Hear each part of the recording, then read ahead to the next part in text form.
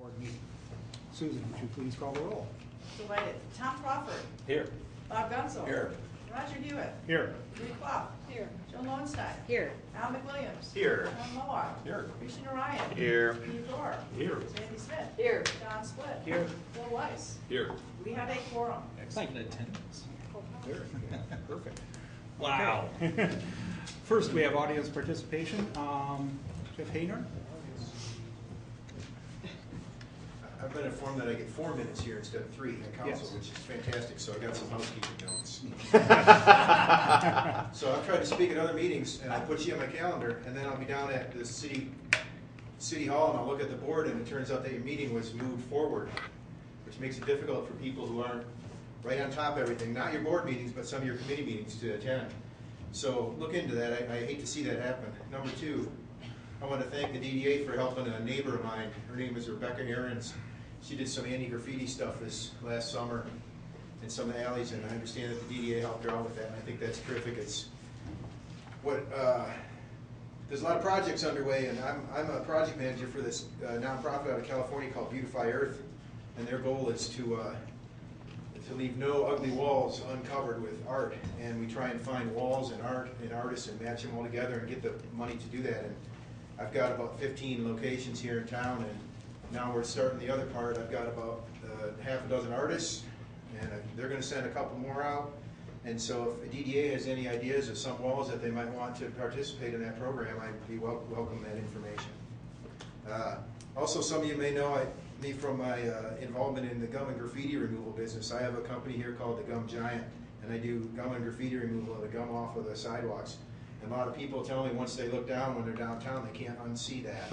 And so it's pretty awful. Take a look downtown and see what's going on. I know you guys have agreements for the Main Street area with this Main Street Business Association, but that's turned into sort of a closed society. I can't even get my calls returned from them. Okay. Number 4, Graffiti Alley. I think it's time that the DDA and the city and McKinley Corporation and the company who owns the Michigan Theater building, retail building, had some kind of powwow. What are we going to do about Graffiti Alley? Because it's a magnet for the best and worst in our society as a public space. It's become a de facto public right-of-way, but the truth is it's a private alley owned by a condo association, and there's talk of putting bars over it, and that's going to be bad news for everybody in that area, so I hope that that doesn't happen. They want to gate that alley because there's so much crime in there, there's so much filth and garbage and so much property destruction, they can't keep a lid on it. And Mr. Collins from Michigan Theater had me paint out the back, the artist entrance, put coatings on all the Washington Street alley, and even that wasn't enough to keep the people off of it. And you know, it's like we're treating the symptoms, but I'd like everybody to sit down and talk about the disease. Okay, so I'm really here to talk about the transportation demand management program that you guys have going. I spoke a little bit about it at council, but 3 minutes isn't enough. So I don't see a timer here. How do you know? I'll give you 1 minute. Okay. Got about a minute So, and a half.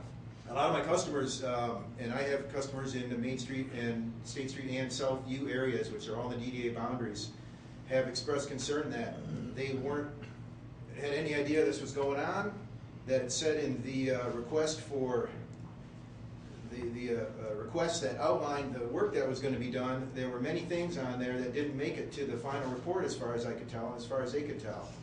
And things like what kind of questions are going to be asked and of who. And so nobody seems to know who responded to this and what input this was based on.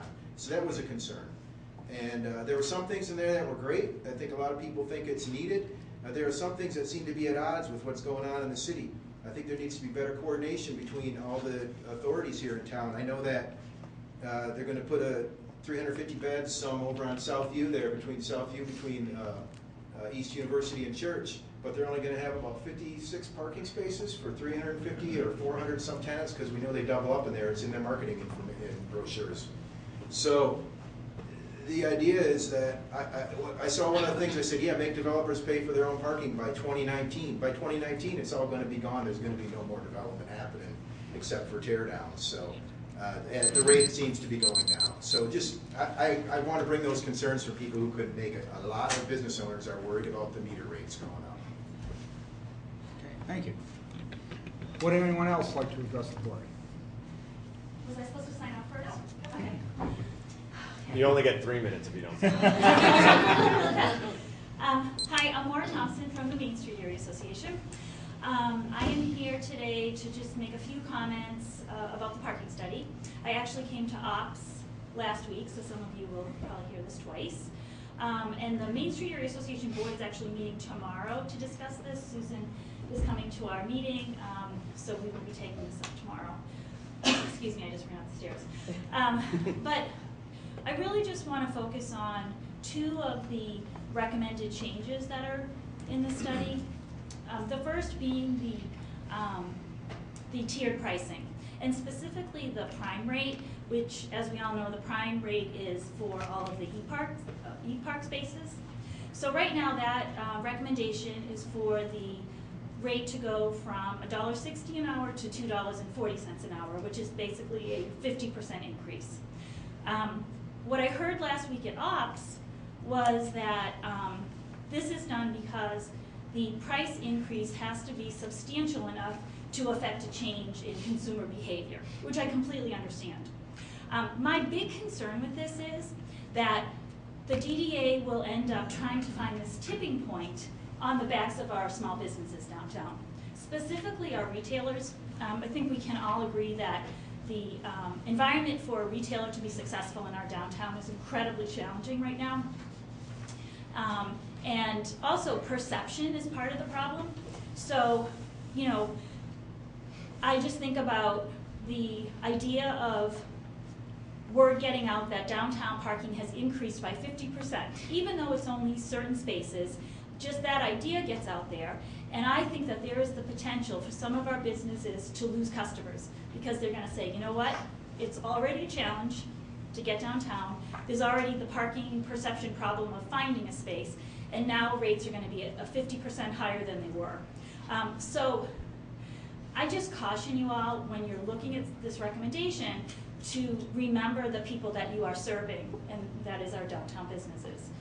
The second recommendation is the increase in the enforcement hours, the extended enforcement hours. And I'm sure you're going to hear a lot of feedback on that, maybe you already have. And I have many, many concerns with that, but right now what I want to talk about is the fact that within this study there were many, many supportive strategies that also went along with these recommendations. And so I would caution you not to look at any of these recommendations in isolation. I think that you have to look at these supportive strategies. Things like incremental fines, first-time forgiveness, eliminating the hourly limits. I know that the city recently agreed to open up the parking agreement. So if the city is willing to hand over the enforcement to the DDA, I think that there's potential that some of this could happen. But without that, I just think it would be detrimental to go ahead with that recommendation without being able to implement some of the supportive strategies. And then the second piece is the need for a really, really robust communications plan.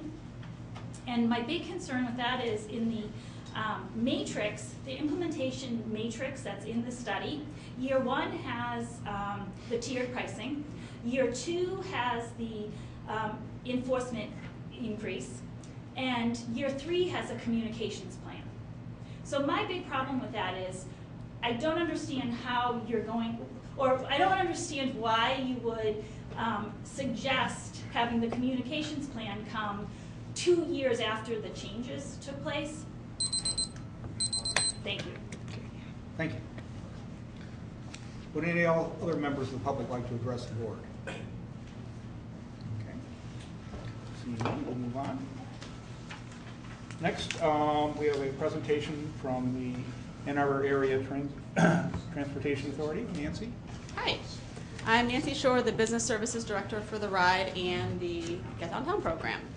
And speaking of parking, because I know that that's a topic we all like to talk about all the time, one of the strategies that we often talk about when we talk about parking issues is trying to encourage employees to do different behavior. And one of the best strategies that we have in the downtown is to get people to use transit rather than driving downtown and paying for parking.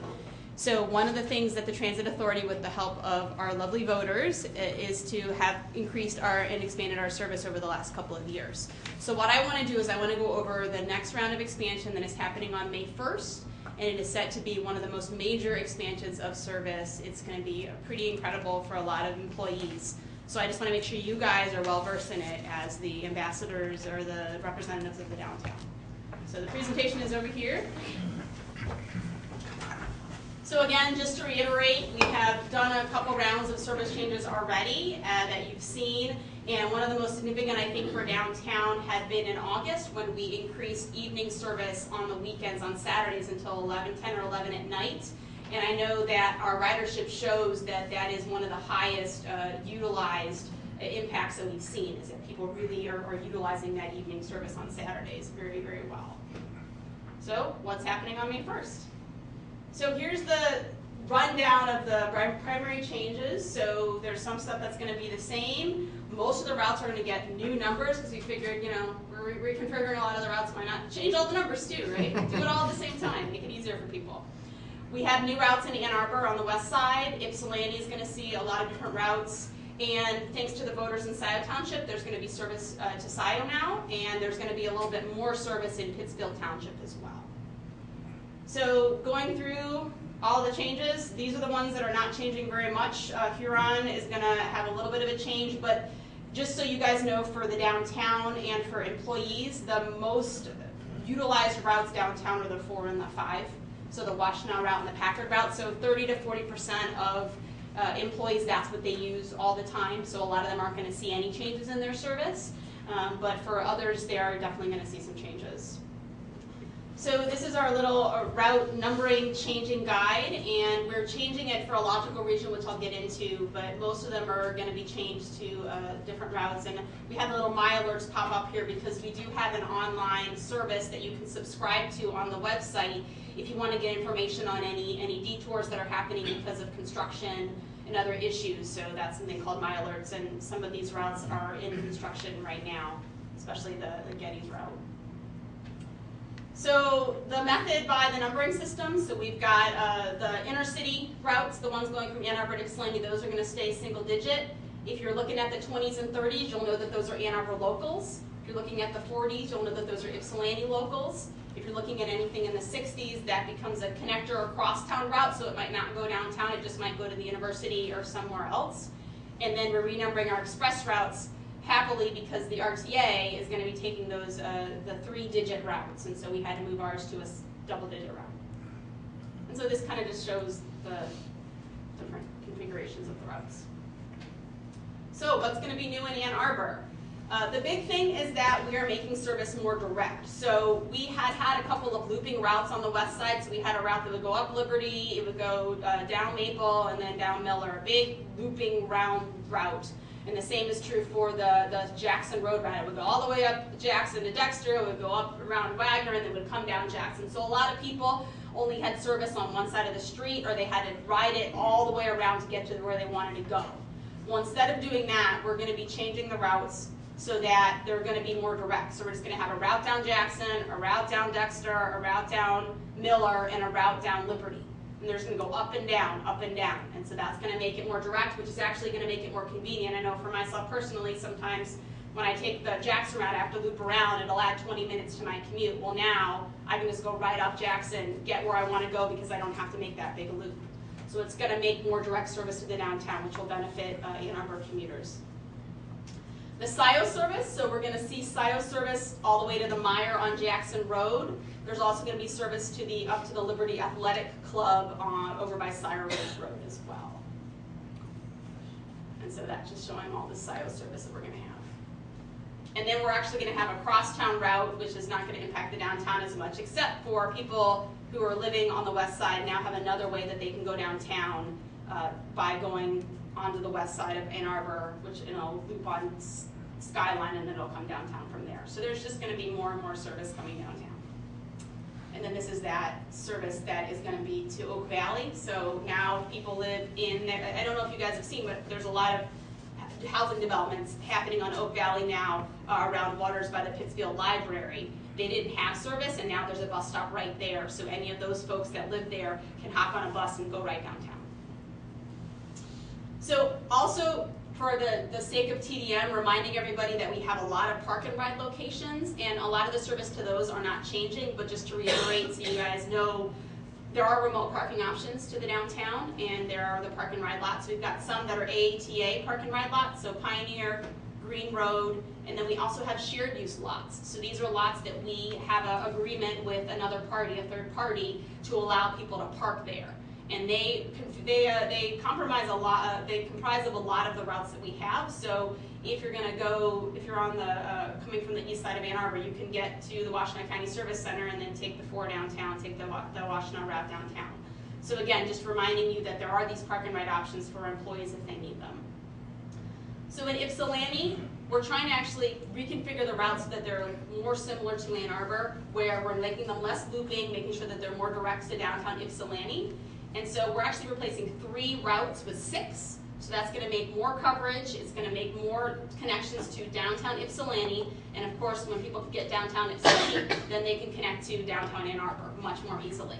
And another great thing that's happening in Ypsilanti is all the routes now are running every hour. The local routes, they're all going to start running every half an hour.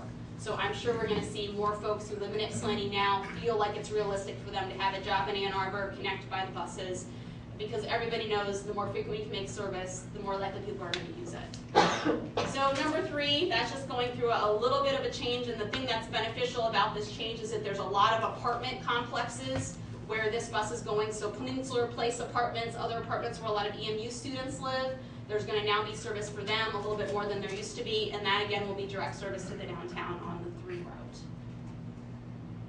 So we are doing our best as the Get Downtown program to make sure that employees who ride the service know that these changes are coming. So we're targeting all of the high-use GoPass users downtown. We're going to be making personal visits. We're going to be doing a presentation. So we have a lunch event on Tuesday, April 12th that we've been advertising that any employee can come to. We've definitely been getting sign-ups for that. And then there's going to be somebody at the Blake Transit Center on a bunch of different time periods during this time and leading up to it, so that somebody can come in and they can ask any information about them. The new ride maps are all done, so you can also pick up a new ride guide that has all the new routes, and they're also on Google Transit now. So you could actually plan a route into the future and see what it's going to be like. So that's all worked out right now as well. So that is what I have for this. One more thing I wanted to let you guys know is, what better way than knowing all about the service and utilizing it than participating in the commuter challenge. So making sure that you guys have the chocolate that we like to give to everybody and the brochures, so that you can also encourage your employees, because this is a way for people, a fun way for people to get to know about the service that's happening. And that is also starting in May. So all of this is going to be a big, big month of May for lots of commuters and others. So I'm happy to answer any questions, or we can wait till the end afterwards, however that works. I also don't know. Okay. Well, I was just gonna say, so like, you know, for us, the Jackson Road one is pretty cool. Mm-hmm. Are there any like single sheet flyers, like so that it's not about like every change, but like maybe a specific route change?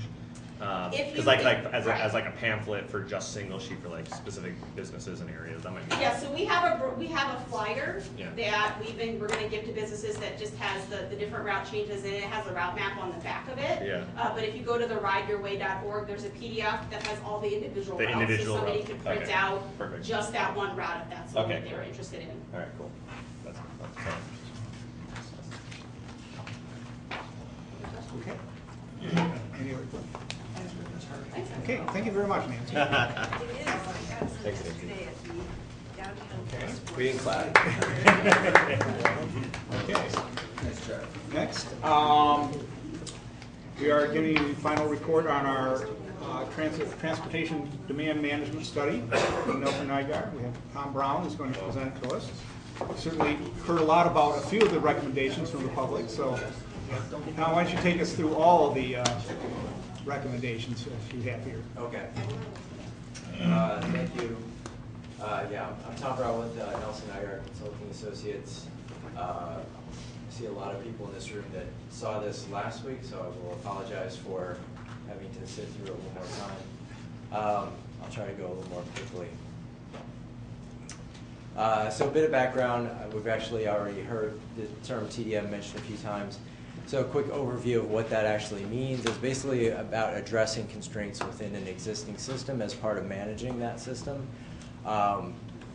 With transportation, it's usually focusing on single occupancy vehicles, drive alone traffic, but also looking for locational and time of day, day of week constraints, and looking for ways to shift demand away from areas and times of constraint towards areas and times when you have some excess capacity, again, to get more value out of an existing set of resources. And why is this particularly important? It's really important in areas like downtown, where you have high-value land uses. It's not easy or effective to build your way out of constraints. It's really managing your system, the value that you can get out of that in large part by preserving real estate for higher and better uses makes the effort worth it. And as you can see in the last 10 years or so, the downtown has really benefited tremendously from successful TDM efforts and committed TDM efforts. You've gotten a lot more growth out of a lot less parking, and in the meantime, you've enhanced the aspects of your downtown that are critical to its attractiveness. And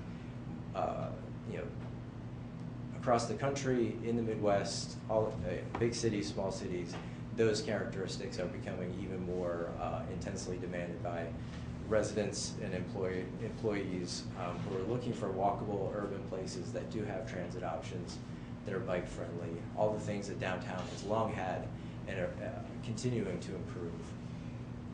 So again, this study builds upon success led by the city and the DDA that had a history of TDM investments. Starting from the basic standpoint that parking is self-sufficient, it's not subsidized. Many places where we work it is, and that's really starting from zero, starting from scratch in terms of underlining the value of TDM. If you're subsidizing the cost of driving, it's really hard to get anyone to take any other kind of mode on a consistent basis to relieve pressure on your parking system. We did a similar study in 2007, and again, the history here was imminent at that time. It was a lot to build upon.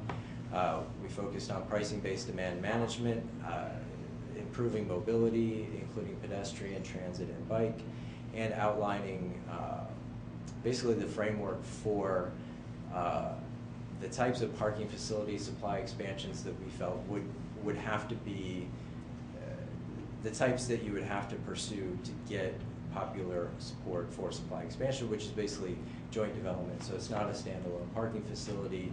So an example of that is the First in Washington, and also the full phased plan of the Library Lane facility, which is intended to have a building above the parking facility.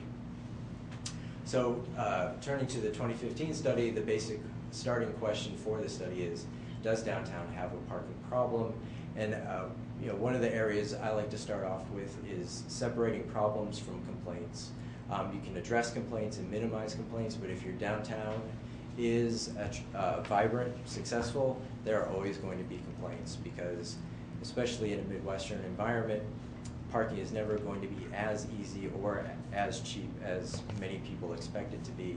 Even if they have a great time, even if it's worth it, parking will be a consistent source of complaint. But really looking at what do we have a problem, and starting with measures of supply and demand.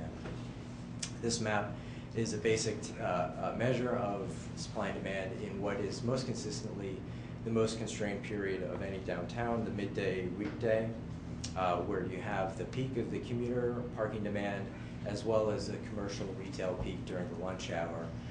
So what you see there is a lot of blocks with red. Those are the basic commuter resources, the long-term parking structures and lots, and the bars represent block faces and utilization of on-street parking.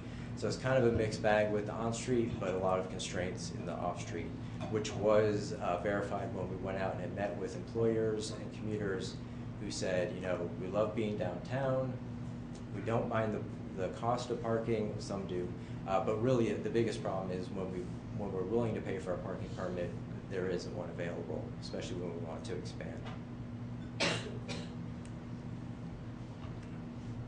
Shifting toward Friday evening, generally less parking demand overall, but a high concentration of short-term parking, on-street parking demand. So as you see, those off-street facilities are kind of emptying out. They're turning blue, which is under 60% utilization. But, and I'm sure a lot of businesses hear this, Friday night it's almost impossible to find a place to park on-street. And part of that is your pricing cues at this time are really inverted from demand patterns. People are looking for on-street parking. They expect it to be free, but because everyone is doing the same thing, there's really nowhere to park. And so many times what happens is someone expecting to get a free, convenient parking space on street ends up paying for parking in a structure, which is a real source of frustration. Again, the last study we did surveys in parking garages, and on Friday night, that was the worst time to try to get someone to stop for 5 minutes and answer questions, because they had already circled block after block looking for parking. By the time they ended up in a structure, they were really frustrated and probably late for dinner. So some of the other questions for the 2015 study, given the fact that you have constraints, or even if you don't, given the history of getting value out of mobility and TDM investments in downtown, can we get further value out of these resources, which are expanding, such as the Arbor bike share program. Uber was a palpable presence here. The more people we talked to, the more we realized people were using that as a fallback option to a bus commute or a bike and walk commute for rainy days and cold weather. Tremendous success from the Get Downtown program. Can we build upon it? Again, another example of expanding modal options, the Air Ride bus to the airport, which gives particularly students living downtown one less reason why they might need a car. They can get to the airport to get back home for breaks without it. As Nancy mentioned, a lot of expansion of the transit system was being planned or implemented at the time of the study, even when we began. What does that mean in terms of, again, the potential to build upon success and reduce the drive-alone mode rate, which is already remarkably low in downtown? Can that be lowered further with these transit enhancements? And underlying all of this, not ignoring the value of adding supply, so we did look at a lot of, basically taking the temperature of what are the opportunities out there. I've been working with Susan for quite a while, and I know the DDA is always aware of what potential deals are out there, what partners are out there, what sites are available, might be available. So we did look into that and see where things were and try to look for more strategies for bringing opportunities to the DDA more consistently, so that when supply expansion does become necessary, they can act quickly before demand gets too far ahead of existing supplies. And a great example of that is the Library Lane. You got a lot of value out of the Library Lane facility. For many years, there were excess parking permits. Anybody that wanted one could get one, at least at Library Lane, and that's where the mobility and TDM really comes into play. The fact that you get so much value out of a centrally located parking facility, employers didn't feel that they needed to be right on top of that facility to get value out of those monthly permits. So you got a lot of great value out of that facility, but you had a lot of growth in downtown. Nothing lasts forever. All good things come to an end. Several cliches, but you have a wait list for this permit too. So circling back again to mobility and TDM, the way to continue to get extra value out of any future facility is to continue to invest in mobility improvements and TDM. So the core product of this study was a parking management plan. So basic management, managing your resources, making services available and customer friendly, while also investing in TDM and mobility to reduce demand in the constrained peaks. So, and right now, basically, we're still working with the DDA, even though the report is complete, and what we're trying to work with them is working on the phasing, the packaging, what to do first, what needs to wait, and packaging, as was mentioned in the public comment, really important, and we are working with the DDA to make sure that things are put forward, to make it clear that what the top priority is improved customer experience. And the basic constraint on customer experience that I see right now is constrained availability. Compared to the weekday midday, when you can find on-street parking, I think generally people are probably really most excited about going downtown on Friday nights, on weekends. That's when they're spending more time here, and it's really when their parking experience is likely to be most frustrating. So realigning meter schedules, using the pricing to manage demand when the availability is currently struggling. In the meantime, in the morning, usually the peak parking demand on street doesn't start to accumulate until late morning or toward noon.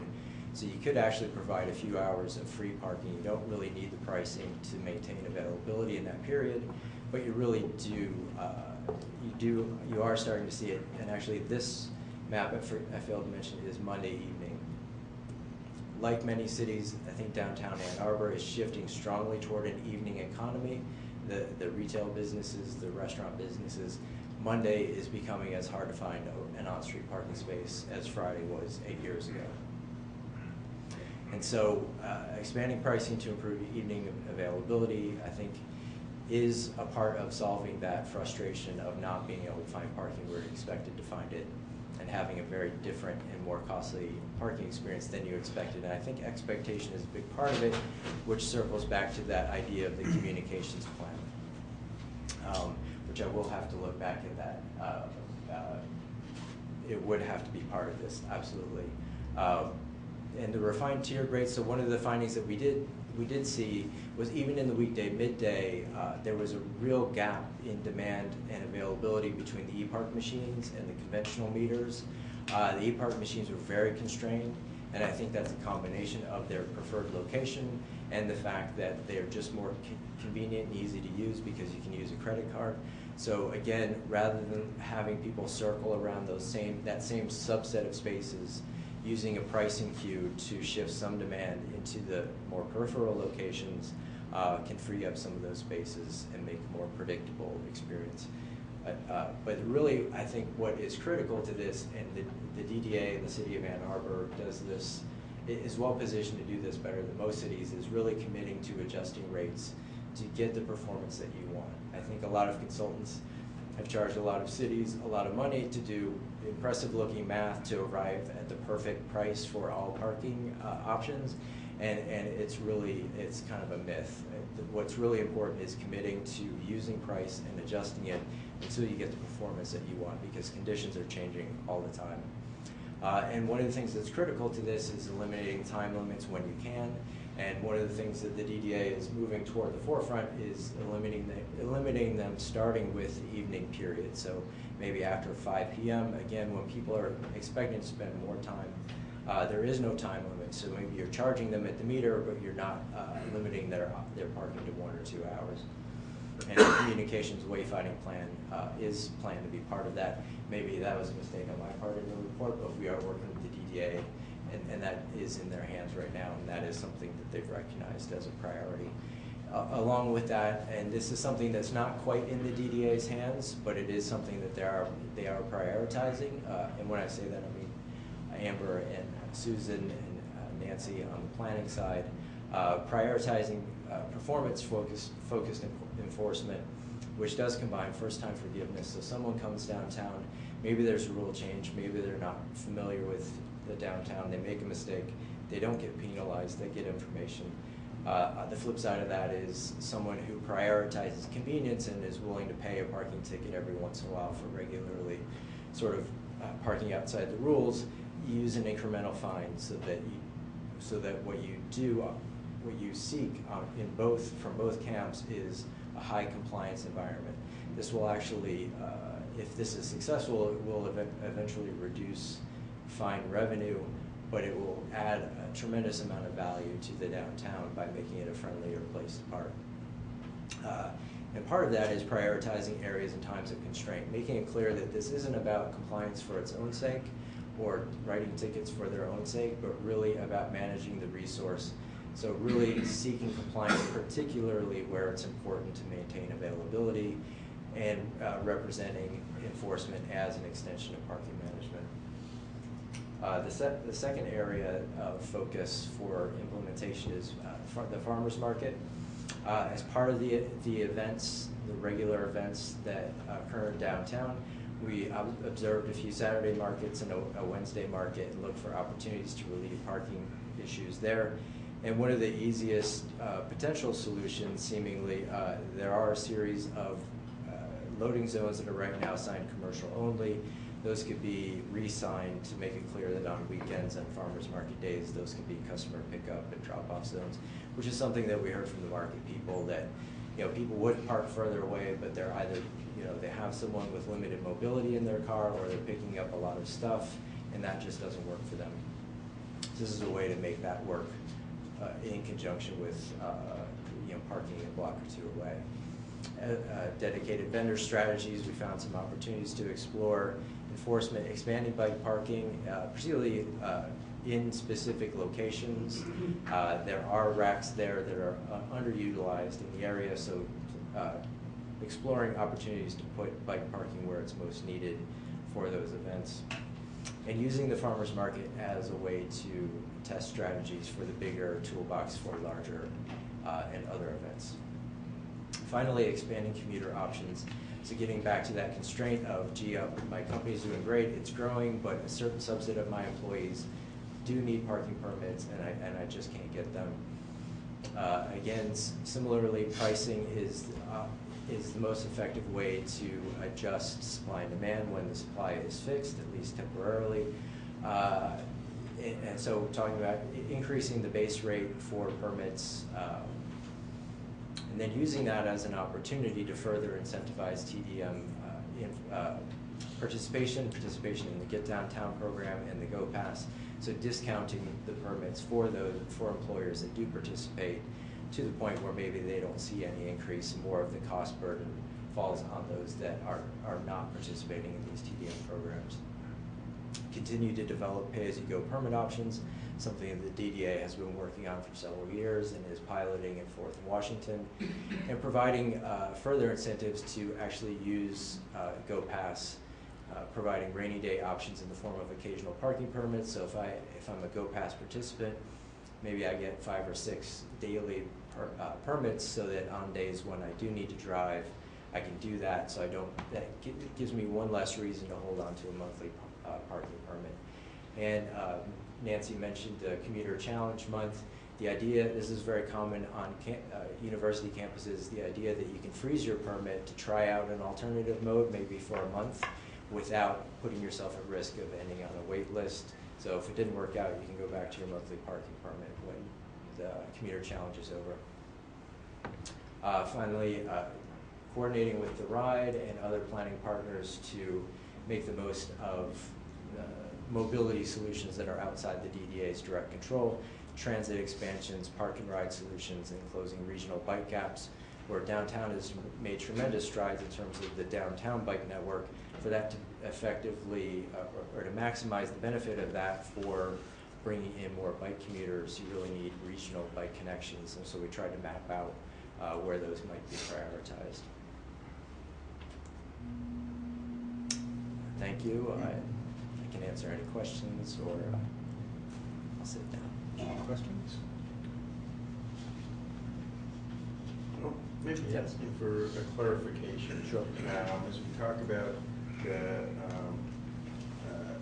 premium spaces, and the idea being to create more availability because of turnover, and then at the same time talking about opening up the time limits. Therefore, if somebody's there, they're not going to move, so it doesn't become available. Is that a reflection of the difference between a daytime and nighttime economy? Well, I think that's why I think smartly the DDA is focusing on removing the time limits in the evening, because that does match demand, and that actually is a common practice. Many cities have moved toward extending meter enforcement toward the evening, whether it's 8 o'clock, 9 o'clock, 10 o'clock, and in almost every case that I've seen, they have not had time limits during that period. So whenever they previously ended enforcement, that's when they still continue to not enforce time limits. And part of that is just people. So I guess part of the question is, you said beginning with evenings. Is it parenthetically, Are you looking then exclusively at evenings? In other words, during the daytime, would you not recommend changing time limits? I think the other areas we recommended exploring eliminating time limits was starting on weekends. It's another period where people tend to stay longer, do more things while they're downtown. I think the daytime might be the last time. I think it's iterative process. You're putting more emphasis on price and less emphasis on time limits, and you really want to see how that goes, see how the market responds. In theory, planners have been talking about just doing pricing and no time limits at all for many years, and I haven't seen a lot of cities actually do that. I think they try to find the right balance between the two. Yep. Do you have a sense of how many people think that it costs money in the evenings anyways? I mean, I don't know whether we can tell how much it's dropped into the meters afterwards, or if you observed any of that. I don't. The last time that question was asked was a few years ago, and somebody from a local news organization asked that question, and it was $35,000 worth of response. Because mostly what's happening is people tell each other, you don't need to park, you don't need to pay. But there was still a collection of dollars at those meters.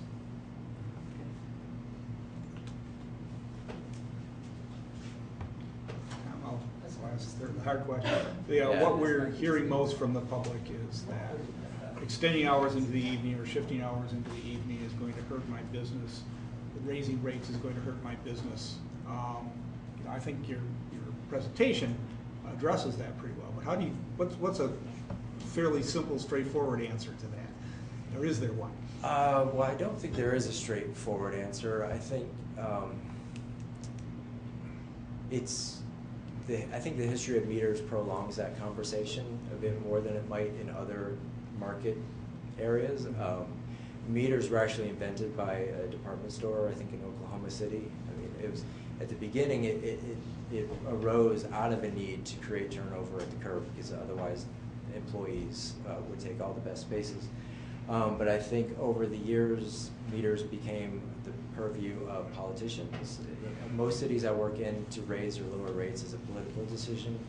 And so you can imagine how popular it is to raise meter rates. It almost never happens. So over the decades, they've fallen so far below market, their actual market value, that catching up with that and recapturing the actual purpose of meters and pricing, it's a question of faith often. And I do think that Ann Arbor and the DDA are in a good position. You're not trying to fill a budget hole. This is about performance. It is about customer service. It is about managing all of your parking resources as a whole system. And so, maybe not rushing the conversation is important, because it really, the people who are likely to be most upset about it when they first hear about it are the ones that it's really actually intended to most help. But I think there's been a loss of faith in the actual ability of price to create availability. So I think packaging the changes together to ensure that this is received by customers and visitors as part of a overall improvement effort, and just talking about what the intention is, that it's not about raising revenue, it's about addressing all those red lines. And again, that frustration on Friday night that, I thought I was going to come here, park on Main Street for free. Instead, I'm in Ann and Ashley paying for a space on the 4th floor. Yeah, as a follow-up to that, can you tell us a little bit more how these recommendations, how you see they would impact downtown employee parking versus downtown customer parking? Because I think that's one of the big concerns, obviously. Yeah. What is it opening up space? Is it a strategy that will open up spaces for customers? That's maybe the single best way to be able to tell people that this will improve things. Well, so I think that third bucket of strategies was focused specifically on employees, but mostly focusing on freeing up more monthly permits. So basically, when you take a job downtown or you start up a business downtown, you have the full suite of options available to you. And all times. And really, you know, in most cases with on-street constraints, there's an opportunity to shift demand. So, you know, there's pricing, but there are other things. Right now, if you're out of capacity to sell monthly permits, you're kind of out of capacity, and that really sort of underscores pricing as one of your few best options for providing relief. So that's why we have that recommendation to increase the permit rate. As a follow-up, do I understand Yeah. correctly, though, that part of the idea of having tiered pricing is to basically give people options of less expensive places? I'm talking about parking. Yeah, Less expensive parking that's further away from the core. Right. On-street parking, Yeah. further away from the core. Yeah, so hopefully that's- will draw employees who need to be there a longer time. Yeah. Therefore, opening up spaces and. Well, I think there are, Is that- yeah, so the. In simple terms? So the half rate, the lowest rate for on-street does generally coincide with 10-hour meters. Just 10 hours. Yeah, so that's a viable option for employees. That's not a big inventory of spaces, but it does tend to have capacity. So I can't say that that was a direct intention of that strategy. It was more to sort of bring more equilibrium between the e-park spaces and the conventional meter spaces, which right now the e-park space is very constrained. And I myself have driven around several blocks looking for an e-park when I didn't have quarters, and they are pretty well utilized during the midday. So again, it's about that experience of I want to park in an e-park space. I shouldn't have to drive around 4 blocks to find one. And right now, the availability that is there on street is mostly with the conventional meters. So it's about rebalancing. As a quick follow-up, Yep. if we look at evening enforcement and extended Yep. hours, I guess my perception is that a lot of the on-street parking spaces are taken up by people working downtown in the evenings because it's free. Right. And that if we charge, they'll park somewhere else, and it will actually make parking more available to customers. Right. We're trying to get to those restaurants. Is that in concept? Yeah, yes, definitely. So that's invariably when we work downtown. It's a constant struggle maintaining on-street availability and keeping long-term parking out of those spaces. Whether it's the morning or the beginning of the evening peak, employees and business owners tend to arrive before visitors, so they kind of get first crack at all of those spaces, and they have the exposure, the regular exposure to the system to figure out, gee, if I get here at 5, I can fill the meter for an hour, and I don't have to worry about it for the rest of the night. They know the system, they know how to play the system, and we're not trying to target any one population with these, but that is, I think, generally perceived to be part of the reason why when you show up by 7 o'clock on Friday night, it's really hard to find a parking space. Some of it's visitors, some of it's employees, but the pricing is meant to address it either way. Thank you.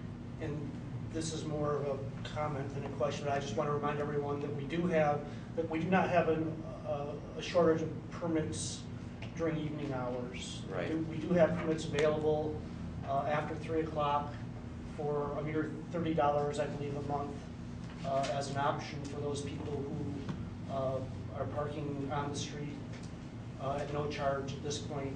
There are spaces available at a very reasonable price in the system, in the garages. Yep, very true. I just have a data question. I'll ask one data question and I'll ask you another data question later. What's the assumption on customer volume when changes are made? So like right now you have an assumption on what things look like now. Yeah. What is the assumption that the customer volume stays the exact same when you implement TDM? Or are there volume drop-offs, or are there other assumptions taken into play? I'm just curious as to what's the assumption. Right, so that's actually a really good question, and I probably should have made that clear. So TDM is not about reducing trips to your downtown. It's about shifting trips, whether by time, place, or mode. The idea is to specifically facilitate continued growth of the downtown. So it's really about making more trips possible. Like I mentioned with the off-street supply, with TDM, with mobility, with sort of proactive engagement of all of these access options, you can get more growth out of your existing resources. So, But there's an assumption that the trips will continue to come as you shift them. Yes. There's not like it doesn't take into account exterior factors that would reduce trip, numbers of trips, things like that. I'm just trying to get an idea of like input. What's the input in when you shift things around? Can you clarify external? It's like so external factor just being, so you're saying like the idea behind TDM is not to, is to shift trips.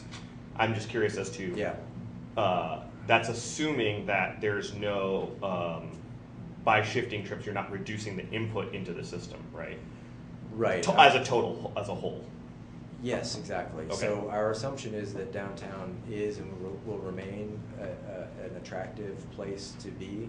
And I think generally the response that we've seen when people do drive to downtown and they can't park where they expected to park, which is often for free, they do park somewhere else. And again, you'll often hear, "Oh, I'm never coming downtown again." But I think frustration with parking, again, you try to minimize it, but if people are generally used to suburban kind of parking experiences or generally used to parking for free in a lot outside the restaurant that they're going to, downtown will be a frustrating parking experience. We're trying to minimize that, but in general, I think downtown Ann Arbor has proven worth the trouble for most people. Again, we're building upon the same sets of recommendations that came out of the last study, the history of the DDA, which has largely proven successful for the downtown economy. So that is part of our assumption that demand will grow. Thank you. I guess I think it's important to think about all this stuff. I hear it phrased, and even right now, in some senses, it's being phrased a lot like, "Oh, it's a struggle to be downtown, either as a customer or as a business."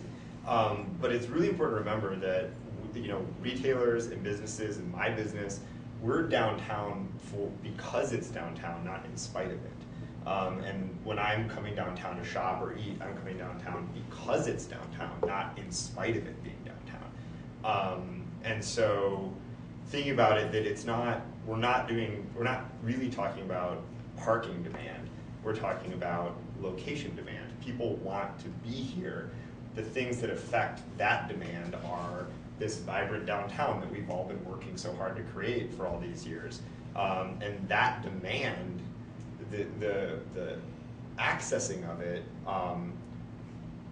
we're just trying to make that as available and open as possible.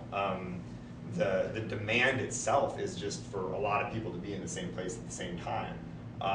And I really don't think we should lose sight of that as we have this conversation, because it's really easy to. That people don't want to park somewhere. They want to go be in a place. It's not the parking that they're after, right?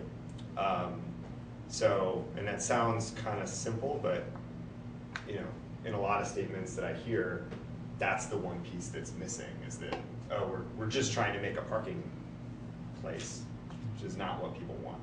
And I will say that was underscored really consistently with the businesses we met with, again, compared to 2007, where a lot of the business owners that came to the table said, I'm really frustrated with the cost of downtown parking permits, et cetera. We're thinking about moving. Our neighbor moved. Here consistently, we heard people love being here. They want to be here. Their customers will only come to them if they're here. And they didn't love paying the cost of parking permits. It's much higher than any other option that was available to them. But their real complaint was that they couldn't get permits that they needed to, and they were willing to pay for them. So that framed our recommendation specifically. Out of curiosity, were those specifically nighttime businesses or daytime businesses? Just because I didn't actually know what John had mentioned about. It was actually mostly daytime businesses that we met with directly. But Nancy met with Yeah. over a dozen. Yeah, we talked to a bunch of restaurants, we talked to your guys over at Southview, we talked to Fred Hoff. So we tried to get a good sampling. And I would say, echoing, sorry, what Al said, none of them said that parking was a problem, it was just the permit issue was really what their issue was. Most employees are still pretty much able to find parking unless it's a permit issue at this point. Keith? And indeed, you know, every time parking rates go up, we hear, oh, this is going to kill downtown. And you know, a lot of the commentary is like, no one goes downtown anymore, it's just too expensive, and clearly that's not the case. But I do have a little bit of concern that Maura had expressed about the amount of the jump. Yeah. And so I guess two questions. One is, can we achieve the same effect phasing that in over a period of time? And I guess the second question goes more towards what Rishi's question was about any potential drop-off in other places where significant rates have been raised. Is there any data out there about what happens? Is there a period where people do drop off if the rate Right. is too much? Well, and I think that gets, so two things. The recommendation came from me, and I think I mentioned the last time, I wanted to just make it clear that it probably should be meaningful increase because the constraint seems to be pretty significant. But at the end of the day, the DDA, and particularly Susan, is the expert in terms of where they're actually at with that constraint, and probably knows better than me whether a 5%, 10%, 15% would be more effective. That was my suggestion. I think the second part of your question has to do with elasticity studies, which gets back to that. I think a lot of money has been spent on elasticity studies, and if you really dig into them, every environment is so different in terms of the factors that will affect what people do in response to a price change, that I really don't like to make those kinds of predictions because I think it's setting yourself up for failure because and part of that is, again, packaging these recommendations so that if you increase the permit rate but at the same time try to increase participation in the Go Pass program, either through the permit discount or through the occasional parking permits, that will increase the response, and hopefully it's more of a response of, gee, you know, more of my employees were actually interested in taking the bus than I thought. I am going to participate in the Go Pass versus, you know, more people parking in the neighborhoods or you know, some unwanted result. And I guess then the one follow-up is, you know, that's a 50% increase during the daytime that we'd be talking about, but in nighttime it's an increase from 0 to that. Right. So I guess the question is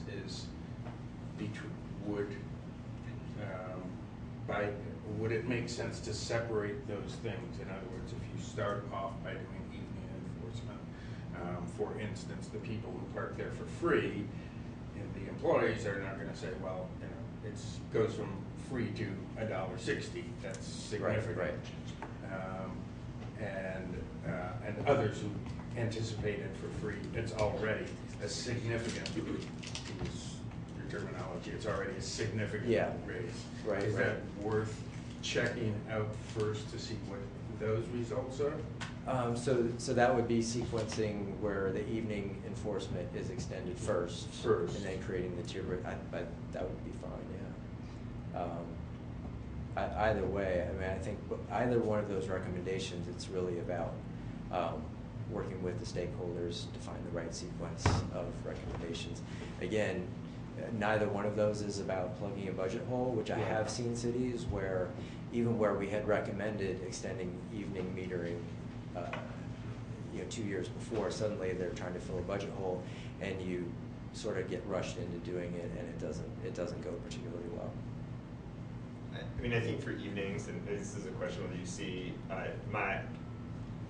what I see on Main Street, and I don't know if we have information on the actual number of folks that are doing this, but restaurant shifts start at 3 or 4 in the afternoon, and since there's a 2-hour time limit on meters, people who work in the restaurants show up, throw 2 hours in the meter, and then at 6 it's open, and they just let it roll. Yeah. Did we see numbers on that? We didn't do surveys to that detail. That is a common pattern, and in fact, most places say if meters are enforced till 5, usually employees figure out pretty quickly that they're actually only enforced till about 4. The shift ends at 5, so that it's people can get really good at figuring out systems when they're there 40 hours a week compared to someone that comes downtown every other weekend. Yep.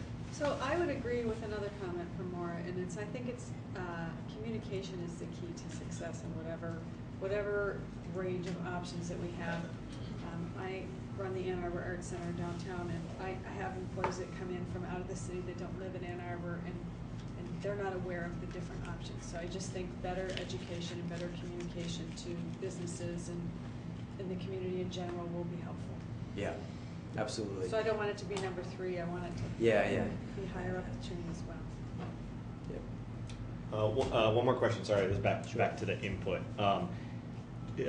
Just in your expertise, what kind of how do you take into account the perception of free parking into the, so like obviously you come downtown, you think you might get free parking, that has some value to you. Right. You don't get it, you pay for parking, right? Right. But there's a perception there that to some degree spurs you on. I'm just curious as to like how you quantify that, or how you take that into account, or do you not, I guess. Well, I've never tried to. I'm not sure how you. What's would the equation quantify to? Yeah, I don't know how you would quantify that. It's real, obviously. I'm from the Midwest. I know, from the suburbs. I know that the expectation. I think the expectation generally, again, fuels complaint more than real frustration. I lived in New York City for 16 years. Your restaurants on Main Street are not cheap. Your shops are not cheap. I think when people complain about meters, it's a combination of generally, or most often it's a combination of having to have $1.60 in quarters just for an hour of parking, and the fear of getting tickets. That you rate that's the order? Or that's just 2? It's those 2 are most common. I wouldn't know which. I think fear of tickets actually is the overriding anxiety. So trying to address both of those, and that's why the e-park meter is so much more popular. In fact, we saw the average transaction level for e-park spaces is almost exactly twice that of conventional meters, which gives you how much more valuable those spaces are to customers. And one of the recommendations I didn't highlight in the PowerPoint is to provide that credit card payment option to all spaces through mobile payment and expansion of the e-park meters themselves.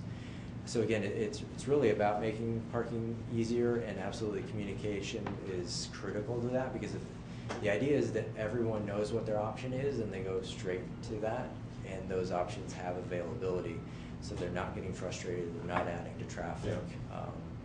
Convenience and communication is a big part of that. So just to follow up to that, so if those are 2 of the main drivers there, then is it fair to say that you couldn't extend enforcement without the because if you just extend enforcement, you're not removing the fear of tickets, you're just delaying the fear of tickets, so to speak. I mean, if you take away time limits, that's one source. So you have to kind of have to do both things at the same time, so to speak, because if those are the 2 main kind of things, then it's particularly with and if you can move into an environment in places that have pay-by-phone systems that are well established, usually about 40% of the payments move toward that pretty quickly. Mm-hmm. And one of the big advantages of that is it'll actually notify you when your meter's about to expire, and that gets right to, I went downtown, I just want to enjoy myself. I don't want to be constantly looking at my watch and having to run back to my car.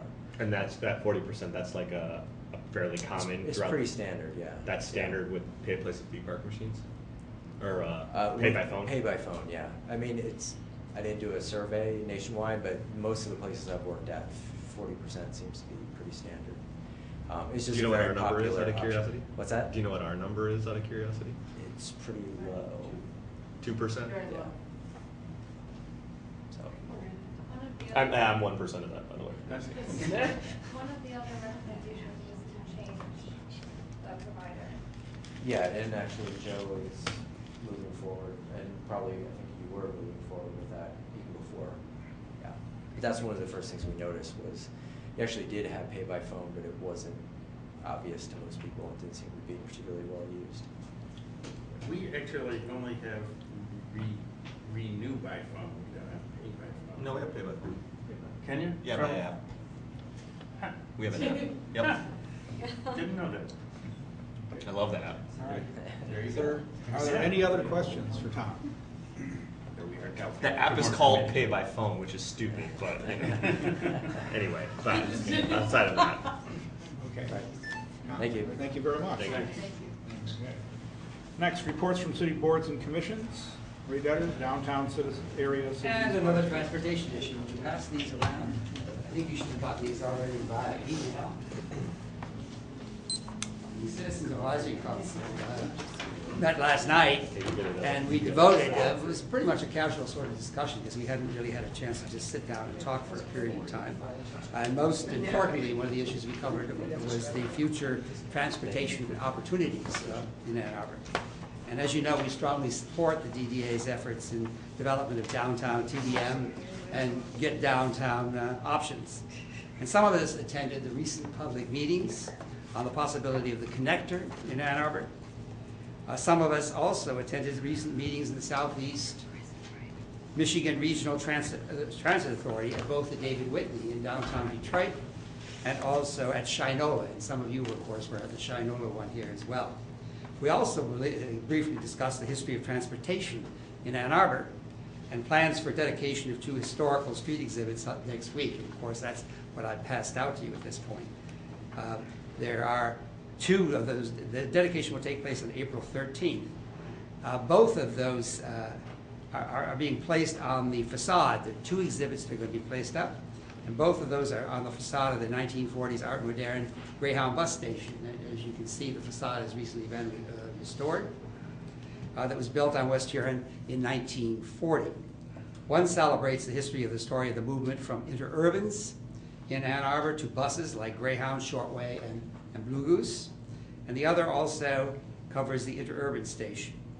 They also used the interurban station, I meant to say. Both the interurban was there, the interurban shut down, the buses then took over the interurban station, and in 1940 they built a new station. And that new one, if we tell under the exhibit, which deals with Ann Arbor's new streamlined bus depot. The first interurban in the state of Michigan actually was here in Ann Arbor. It linked Ann Arbor and Ypsilanti in 1891. And Junius Beale, who was a University of Michigan Regent, one of the main stockholders in that interurban, explained that it was greatly helped by the fact, and this is a quotation from him, greatly helped by the fact that Ann Arbor had 3,000 boys and not enough girls. And Ypsilanti had 1,000 girls at the Normal College, now Eastern Michigan University, and not enough boys. And the interurban was an easy way to get from one place to the other. The invitation, as you can see, is an invitation. This is by invitation. The whole thing is going to be by invitation. But the dedication, the party that precedes it is by invitation. The dedication, of course, is open to every one of those 2 historical exhibits. And it's going to be at the Marriott, the Residence Inn. You get into the Marriott, we'll have a nice party there for at least 50 people. You'll get to see, if you haven't been in there before, the swimming pool and other aspects of it. Unfortunately, you can't see a room because they've been full ever since they opened up. Of course, some of that has to do, I think, with the closing of the Campus Inn. But there will be hors d'oeuvres, coffees, teas, and soft drinks served at that point. And then it will be followed by a dedication at 5 o'clock. We've got that all set up. And our speakers, our wonderful speakers, will be the mayor of the city of Ann Arbor, Susan Pale. Also, we hope Michael Ford, who's the head of the Transit Authority, the Southeast Michigan Transit Authority, and also Mike Martin. And all of this, of course, is compliments of the First Martin Corporation, who are paying for the whole thing. They're paying for the party, and certainly we want to congratulate them in terms of the nature of their commitment. And Mike will have a few words to say, as will Mary Kerr, who deals with the other side of it with regard to the nature of visitors to Ann Arbor and the nature of the way that transportation fits into that possibility. But we hope that you're all going to be there on the 13th at 4 for the party and at 5 o'clock for the dedication. And we committed to keeping that dedication to 1/2 an hour. Thank you. Thank you, Ray. Other reports? I should read, go ahead, Sandy. The Allen Creek Greenway Citizens Advisory Commission is kicking off with our first meeting May 4th at 8:30. There's been a lot of staff work so far, and I think that the technical committee has worked, but we've not had a meeting of the citizens yet. But that'll be May 4th, 8:30 in council chambers. Okay. I'll report, because that's the morning of our meeting, so next month I will have some meat to report. Thank you. I don't think we've had a connector study meeting, but we did have 2 public meetings to see the same slide presentation that I presented to the DDA. Unfortunately, I was out with the flu, so I wasn't at either one. I know Susan was at one of them. The feedback I got was generally quite positive feedback. And I think we have another management committee meeting in a couple weeks. Anyone else? The discussions with Core Spaces about the library lot, we'd anticipated coming back and having something for council in April. The discussions are productive, but I don't think we'll be ready for an April meeting, so it's more likely in May. Thank you. Anyone else? I attend monthly meetings on the Washtenaw Economic Development Coordinating Committee, and that group actually is a new group formed from the combining of the CBBs, and so I've continued to go to those. We're still in very much a learning phase where we're talking about what economic development means. We have a lot of people present about some of the challenges that we faced in all of Washtenaw County, and so we haven't gotten to a place where we're making any kind of major decisions, but I'll keep you posted as we do. Thank you. Susan, Executive Director's report. Thank you. So in the past month, City Council approved 2 resolutions that affect the DDA. The first was a resolution requesting that we reconsider the use of the commercial loading zones after hours for taxi stands. And what we've been directed to do is to consult with the taxi cab board, come up with a strategy for what to do with those 20 some odd loading zones, and then come back to council, let them know what our strategies are before we take any actions. But it's with the eventual goal, I think, of removing those taxi stands. The second was on Monday, a resolution came before council to direct the city administrator to work with us, opening up the parking agreement.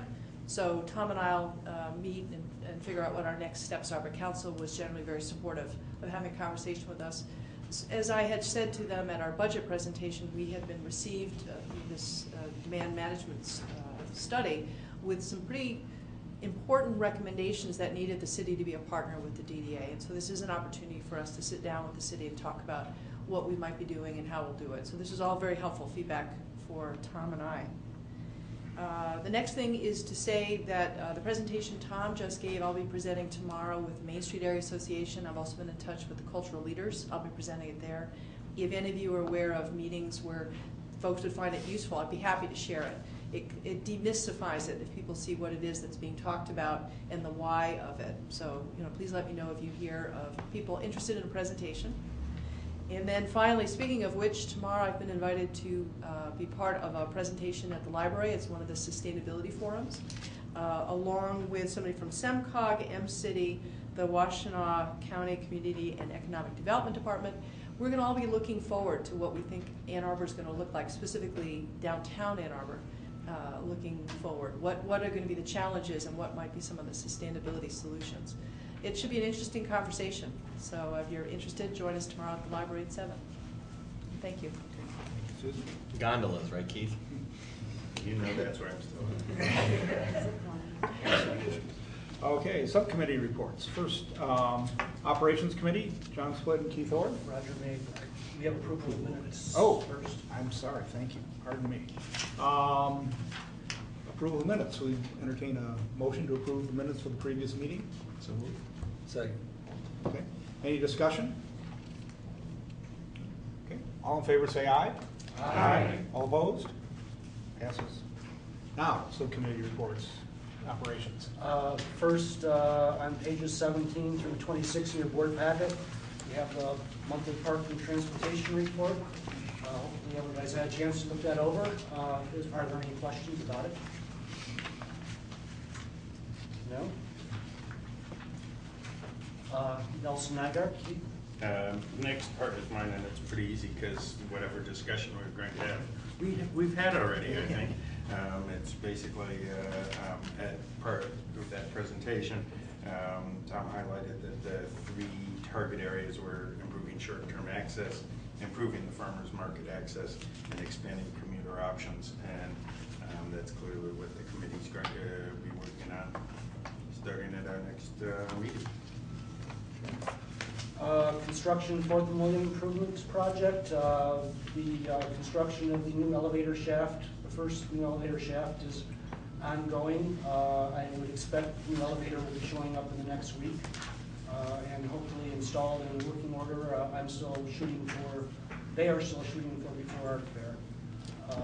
And I don't believe that schedule has changed. Parking system review. As most of you know, we are having parking system operational review. We selected 2 companies to interview. Those interviews took place in March. However, during our March operations committee meeting, we had enough other things to talk about that we weren't able to get back to that subject. So we will be talking about that some more at our next meeting. And our next meeting is Wednesday, April 27th at 11 a.m. Okay, thank you. Questions at all? Okay, next, Finance Committee, Marie?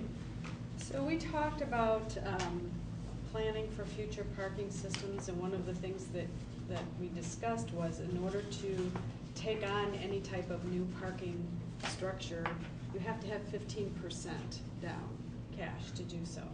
And so we talked about in the budget segregating those monies so that we would be prepared in the event we were to take on such a challenge. So this was really about allocating a space in the budget for a restricted type funding in preparation for that in the future. So that was one discussion. We also talked about, we made a little change to the expense policy. They only have to be approved above $250, so you have discretion internally, and so we don't have to sign all the little itsy-bitsy things. And then we also had a little bit of a discussion about the 10-year plan. Now that we've hit the TIF cap, what does that mean for future projects? The funding of them, and bond debt and all things that go with it, and what our current bond debt is and how all of that impacts. So we just started some initial discussions.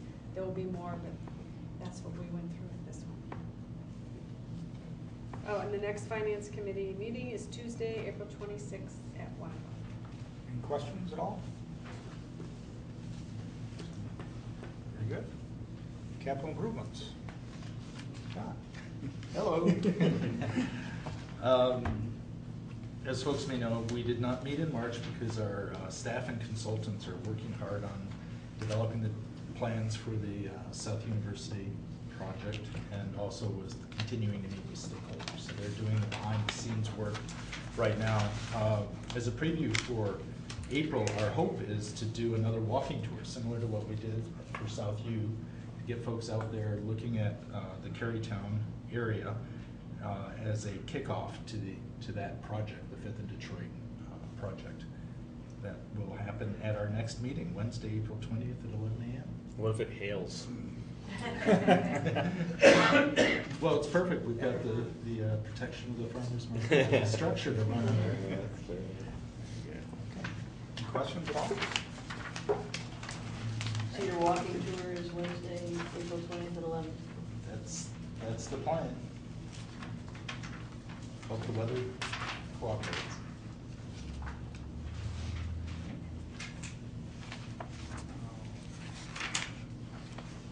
Partnerships? Joe and Al? I think I have the summary for this. You know, we have in our new partnerships meeting plan, we have a partnerships meeting with all of our partners. And then we have meetings with sort of what I call internal DDA partnerships. So last month included DDA board members and representatives from the partner organizations, city council, planning commission, etc. We heard some updates about the new service expansion, as we heard today from AATA. From the city council and planning commission, there was a lot of discussion about these different zoning issues involving premiums that's going on with planning commission. And that will have some impact with us, particularly as we have decided within partnerships to talk a lot about affordable housing. And so that whole premium issue really has an impact on that, and I anticipate that that will be a continued discussion. Our DDA staff shared updates on our current projects, including the ones we've just been talking about, Southview, 4th and William, and Carytown. And so this meeting this month, which is next week, April 13th at 9 a.m. will be the internal, so just the internal partnerships discussions just among DDA members. So I invite all of you to come and talk about those kind of things. We probably will talk about some affordable housing. There's some other things that we need to talk about as well, and so please come. Thank you. Any questions for John? Okay. Executive committee? No, we met. We did, Susan informed us that the city council had passed the resolution concerning the parking agreement. We had some discussion about that. That was about the size of it. Our Huron students did not stick around for the big meeting. Apparently we turned them off of Yeah. civics. Yes. Yes, we did have They some. want lunch. That's a bummer. They were disappointed that they couldn't get lunch. Yes, we did have a couple of observers from Huron High School, the executive committee. I'm sure they got an earful. Okay. Next meeting of the executive committee will be Wednesday, May 4th at 11 a.m. Any new business? No. Would anyone else in the audience like to address the board? Yeah, I'll entertain a motion for adjournment. Support. All in favor, say aye. Aye. We are adjourned.